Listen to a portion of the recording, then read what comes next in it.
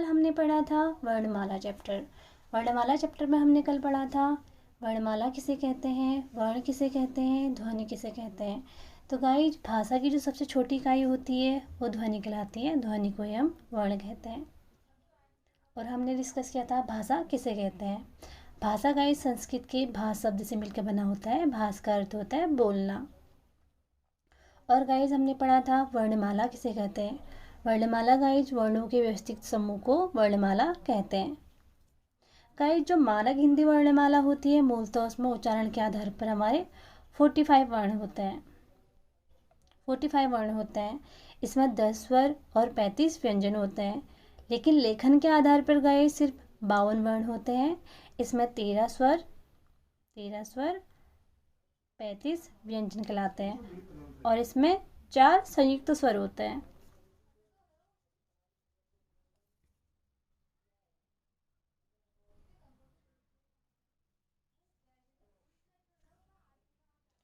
संयुक्त स्वर गाइस हमारा श, त्र, ज्ञ और स होता है। क्योंकि गाइस जैसे हम त्र ले लेते हैं, त्र हमारा तो इसके नीचे हलन लगेगा गाइस प्लस र से मिलके बना होता है। तो 2 वर्ण से मिलके जो हमारा व्यंजन बनता है उन्हें हम संयुक्त व्यंजन कहते हैं। तो आपको ये क्लियर हो गया होगा। तो आज हम पढ़ेंगे स्वर किसे कहते हैं, स्वर वर्ण किसे कहते हैं। स्वतंत्र रूप से बोले जाने वाले जो वर्ण हमारे कहलाते हैं वो स्वर वर्ण कहलाते हैं। गाइस परंपरागत रूप से इनकी संख्या 13 मानी जाती है। उच्चारण की दृष्टि से हम केवल 10 स्वर ही यूज करते हैं। जैसे अ, आ, ई, उ, ए, ऐ, ओ, औ।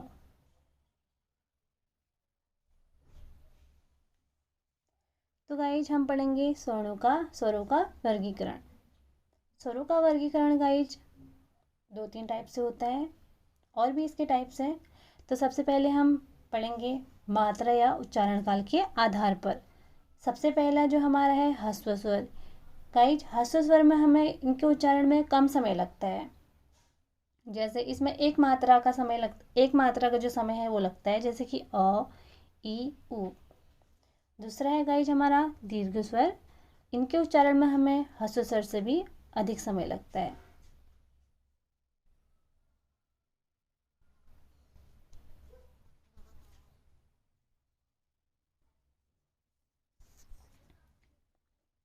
इसका एग्जाम्पल है आ, ई, उ, ए, ऐ, ओ, औ। तीसरा गाइज प्लुत स्वर। इनके उच्चारण में हमें दीर्घ स्वर से भी अधिक समय लगता है।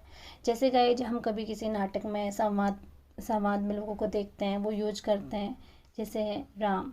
तो इसको हम राम शब्द से ऐसे करके हम इसे यूज करेंगे गाइज।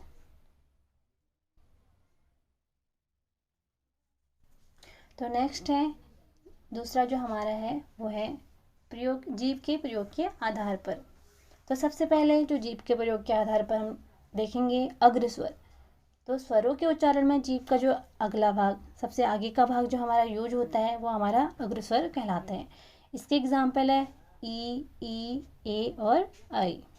दूसरा है मध्य स्वर। स्वरों के उच्चारण में जीभ का मध्य भाग काम करता है। जैसे इसका एग्जाम्पल है अ।